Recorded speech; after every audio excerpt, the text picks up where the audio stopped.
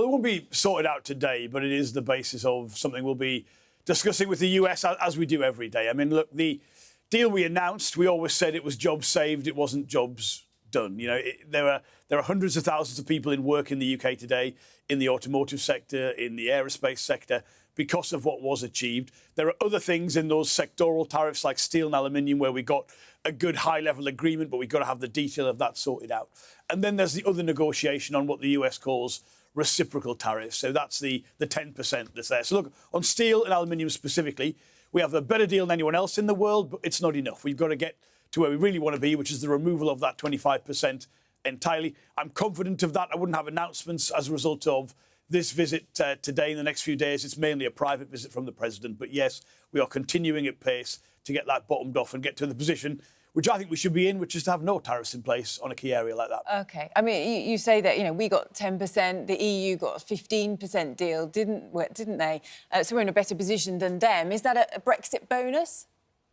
Well, look, being able to negotiate on our own is something that's come from leaving the European Union. So, yes, that's a bonus in that sense. I mean, I do try and get people, whether it's the US deal, the EU deal, the India deal, to say, look, however you voted in that referendum, you can support these things. They are in the interests of every bit of the UK, and that's a part of that. But look, as well, Brexit alone wouldn't deliver this. I mean, the previous government had these freedoms. It didn't deliver very much. It's how you approach it, and some people have offered all kinds of advice on the US relationship of how we could have played this, but I am certain that what we've done, which is engage with them on the issues, has delivered the right thing for the UK. Although, as you say, Jonathan Reynolds, you can claim, I think rightly, the India trade deal is good news. You can claim the EU trade deal with Britain and the UK is good news. But on this one, the fact is you've got nothing on service access to the American market, and we're going to pay higher tariffs than we were paying before. So this is not good news. It's bad news. It just could be worse.